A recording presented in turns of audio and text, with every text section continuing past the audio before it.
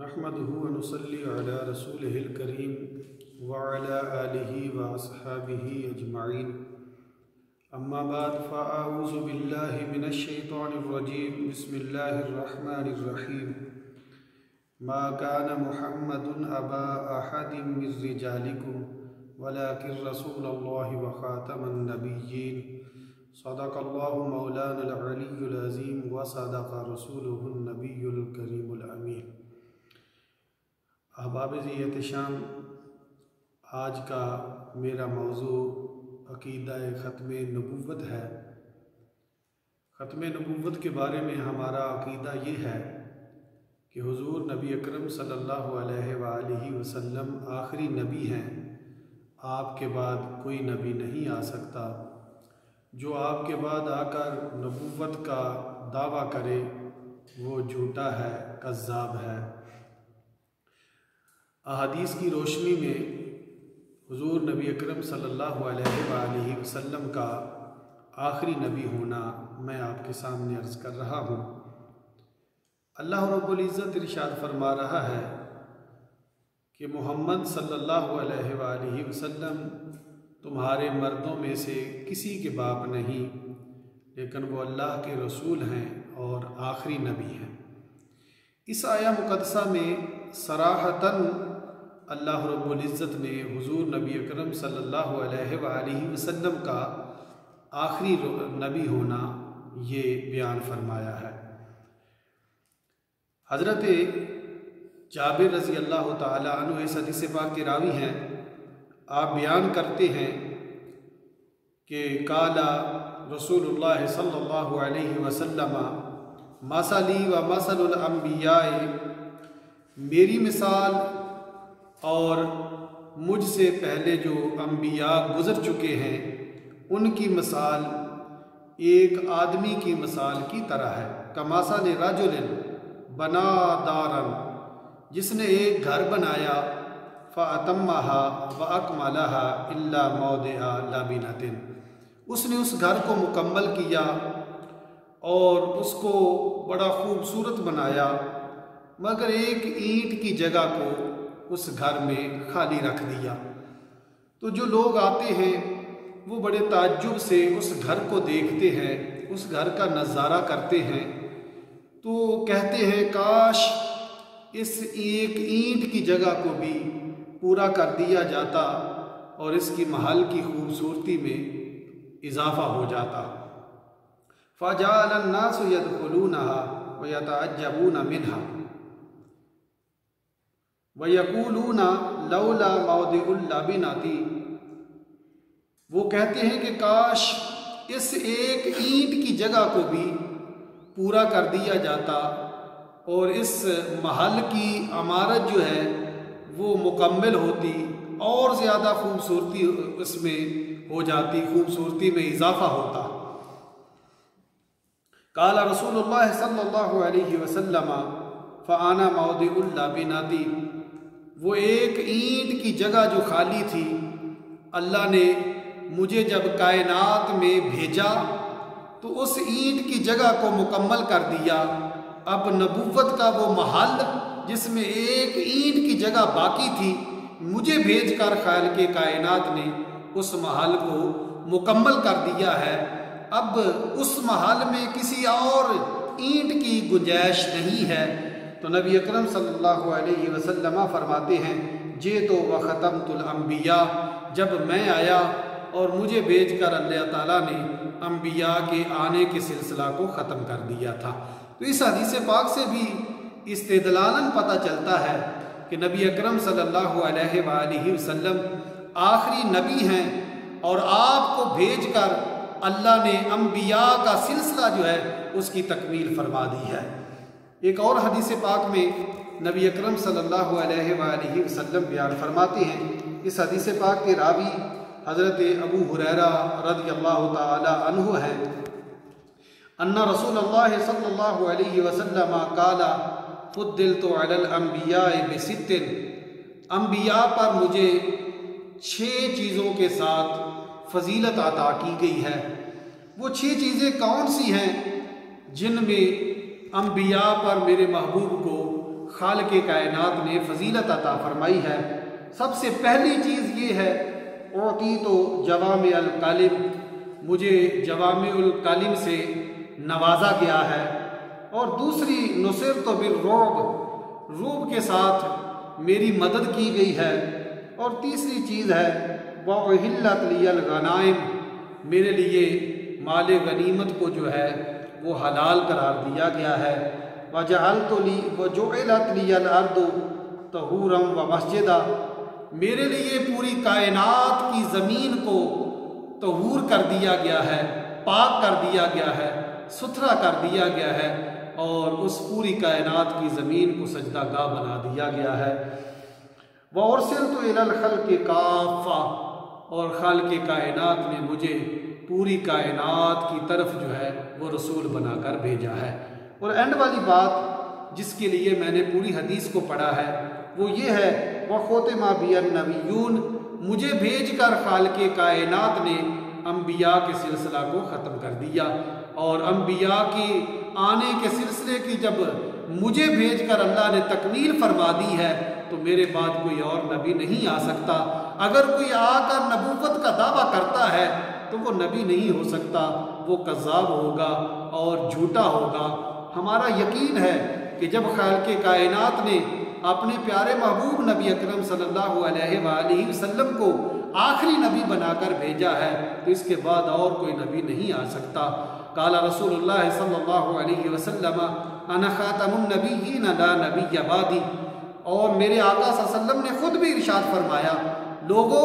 میں سب سے آخری نبی ہوں، میرے بعد اور کوئی نبی نہیں آ سکتا ہے۔ اور اسماء گرامی میں سے بھی محبوب علیہ السلام کا ایک اسم گرامی جو ہے وہ عاقب ہے۔ عاقب کا معنی ہے بعد میں آنے والا اور آخر میں آنے والا، جس طرح کہ حدیث پاک میں ان الفاظ کی وضاحت کی گئی ہے۔ حضرت جبیر بن مطعم رضی اللہ تعالی عنہ، پہلی حدیث پاک جو تھی وہ بخاری شریف سے تھی، اور پھر اب جو حدیث پاک جو میں نے بیان کی ہے وہ مسلم شریف سے ہے، اور اب والی حدیث پاک جو ہے وہ ترمذی شریف میں موجود ہے۔ حضرت جبیر بن مطعم رضی اللہ تعالی عنہ اس حدیث پاک کے راوی ہیں، وہ اپنے باپ سے روایت کرتے ہیں کہ ان النبی صلی اللہ علیہ وسلم قال انا محمد و انا احمد، نبی اکرم صلی اللہ علیہ وآلہ وسلم نے ارشاد فرمایا میرا نام محمد ہے اور میرا نام احمد ہے، اور انا الماحد، نور ایمان سے مزین کرتے جاتے تھے، اور ساتھ ہی فرمایا انا الحاشر الذی یحشر الناس علی قدمی، فرمایا میں وہ حاشر ہوں جس کے قدموں پر لوگوں کو جمع کیا جائے گا، جس کے لوگوں پر قیامت کے دن میدان محشر میں لوگوں کو لا کر جمع کیا جائے گا۔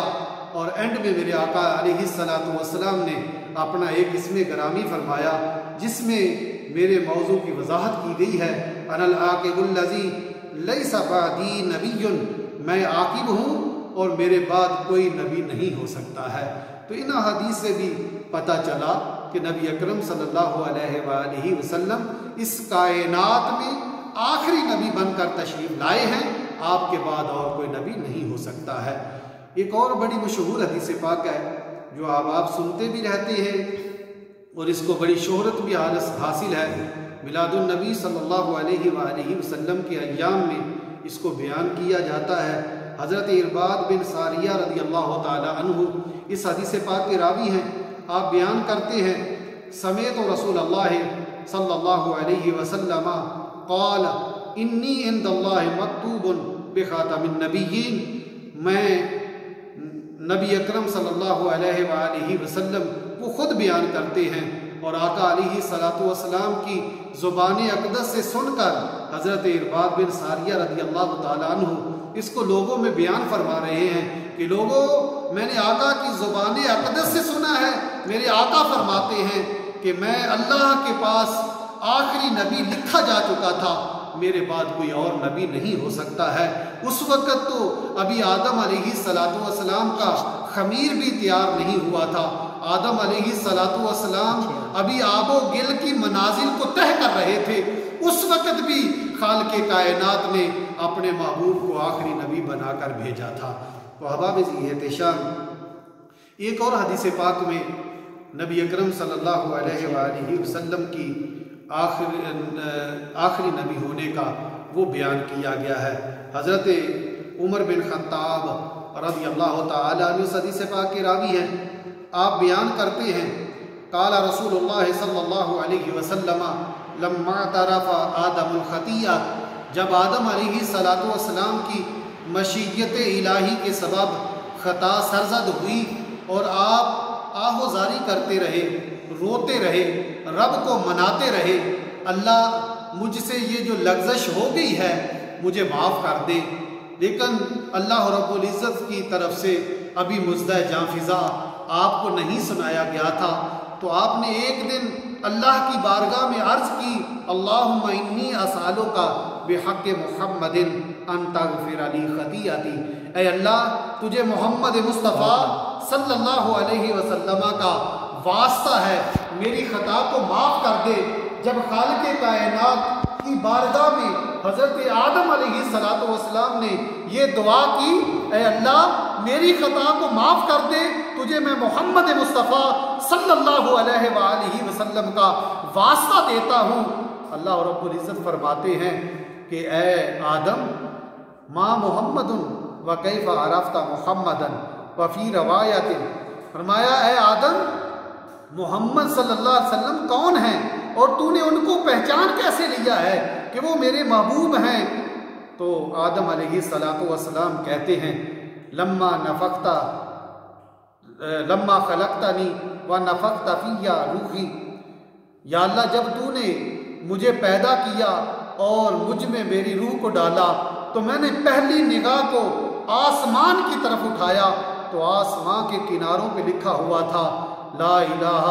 الا اللہ محمد رسول اللہ، تو یا اللہ میں نے اسی وقت یہ جان لیا تھا کہ جس نبی کا نام ابھی سے تو نے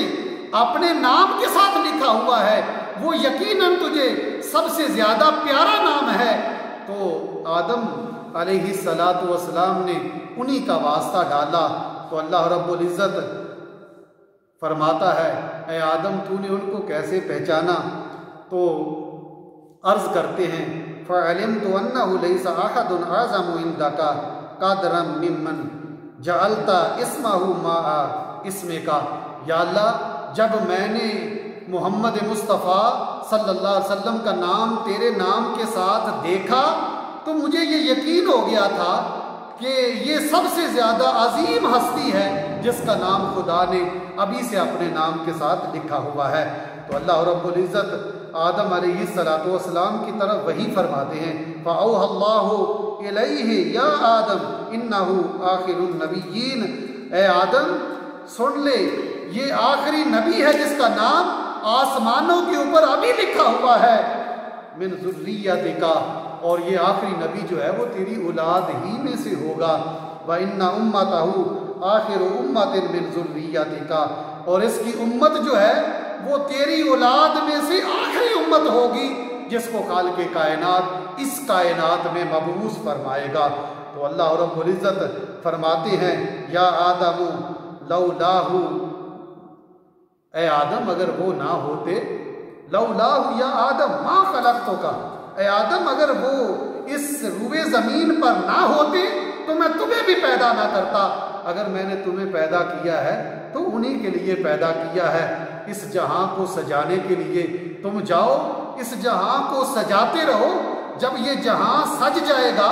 اس سجے ہوئے جہاں میں کائنات کا دلہا جو ہے وہ تشریف لائے گا جو آخری نبی ہوگا، اور اس کے بعد اس کائنات میں اور کوئی نبی نہیں آ سکتا ہے۔ تو احباب ذی احتشام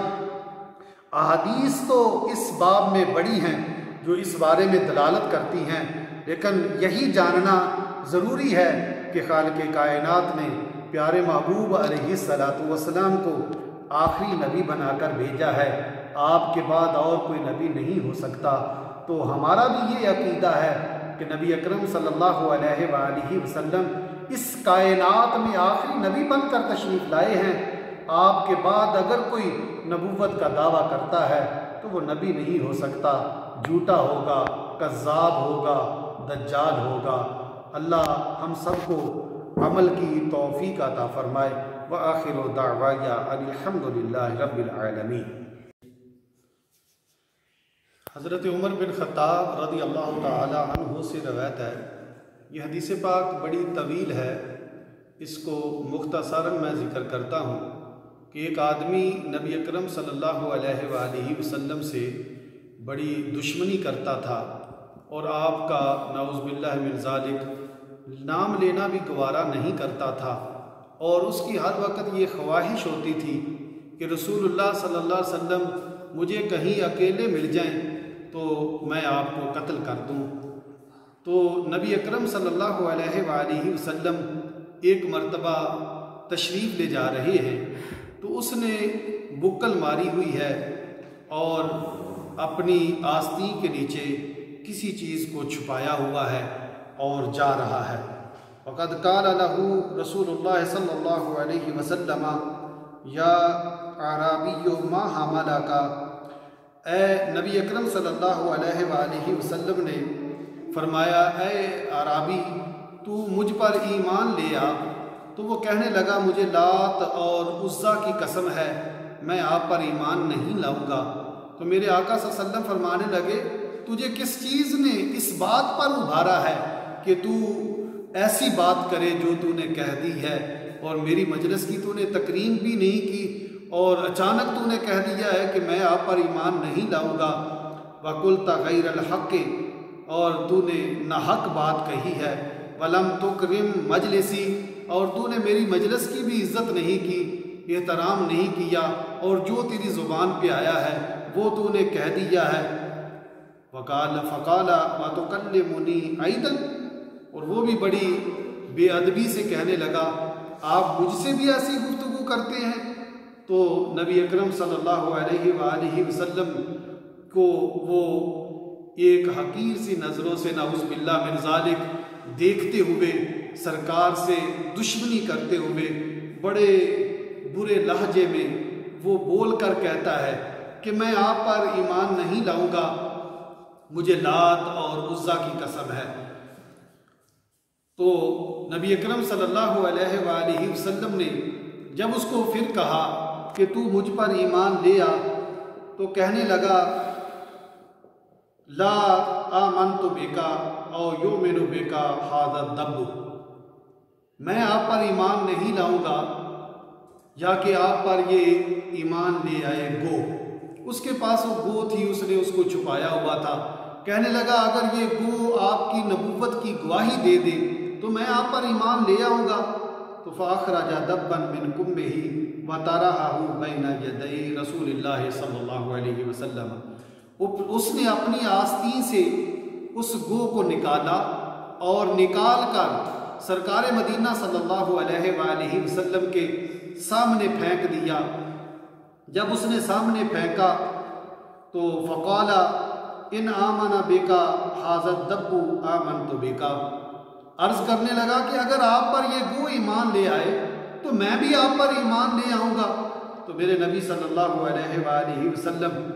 اس گو سے مخاطب ہوئے، قربان جاؤں اس محبوب سے۔ پہلے وہ اس اعرابی سے مخاطب تھے کہ تو ایمان لے آ، اس نے یہ شرط لگائی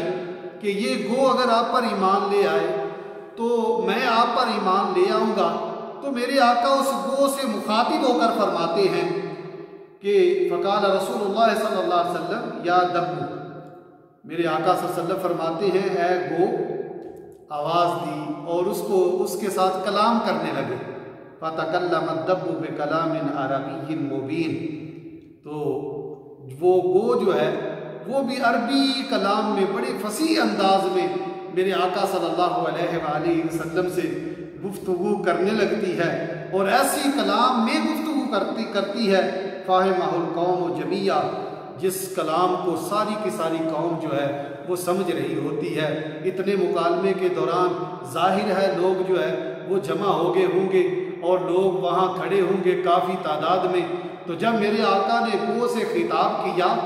اور گو نے آگے بڑی پیاری زبان میں، عربی زبان میں، فصیح زبان میں